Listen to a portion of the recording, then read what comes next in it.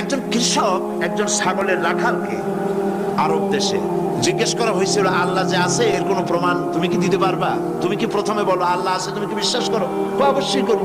কয় আল্লাহ আছে এর কোনো প্রমাণ আছে তোমার কাছে? কয় কোনো প্রমাণ নাই, তবে আমি বুঝি আল্লাহ আছে। বলে কেমনে?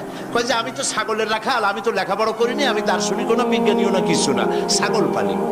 আমি চিন্তা করি ছাগলে খায় ঘাস আর পায়খানা করে কতগুলো ক্যাপসুলের মতো ট্যাবলেট, আল্লাহ যদি না থাকবে এগুলো হয় কেমনে? ওর মাথা যেমন ও বুঝছেও তেমন। কথা বুঝতে পেরেছে?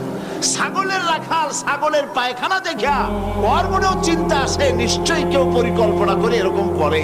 কিন্তু ইউনিভার্সিটিতে কিছু সংখ্যক শিক্ষক আছেন জনগণের 12 কোটি মুসলমানের পয়সা দিয়া বেতন খায় আর বলে আল্লাহ নাই।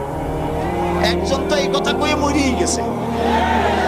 মরার সময় বেচারা বুঝতে পারছে যে কবরে গেলে দশাটা কি হবে, সেই জন্য কবরে যাব না। বলে দিল আমার দাফন করবে না, কাফন দিবা না, জানাজা দিবা না, এমনি নিয়া ফেলাইতো। তারপরে কি বলে মেডিকেল কলেজে দিয়ে দিও, ছেলেরা আমাকে অপারেশন করিয়া কাটাছেড়া করিয়া অপারেশন শিখবে।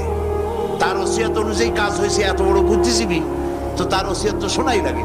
ওর কাফনও হয় নাই, দাফনও হয় নাই, গোসলও হয় নাই, কপালে নাই, কি হবে? তারপরে থুইছে বারডেমের মধ্যে। কিছুদিন পর তাকে পাঠানো হয়েছে মেডিকেল কলেজে। মেডিকেল কলেজের ছাত্ররা যখন শুনলো যে ওই লোকটার লাশ আসতেছে, ওরা দাঁড়ায় বলছে আল্লাহর রাস্তায় মাফ চাই, এই হুজুরের এখানে আনবেন না। উনি বেঁচে থাকতে আল্লাহরে অস্বীকার করছে, এখন ওনারে কাইটা যদি আমরা অপারেশন শিখি তাহলে যে রুগীরে ধরবো যাও বাঁচবে ওইটা মরবে, কাজী এটারে ফিরা।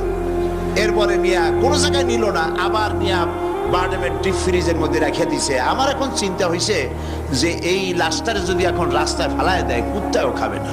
কারণ আমার দেশের কুত্তা, আমার দেশের কুকুরেরা এতটা অভদ্র না যে কুকুরে এত পুরানা বাসি লাশ খাওয়ার মতো আমাদের কুকুর এত বেয়াদব হয় নাই, এতটা অসভ্য হয়ে পারে না।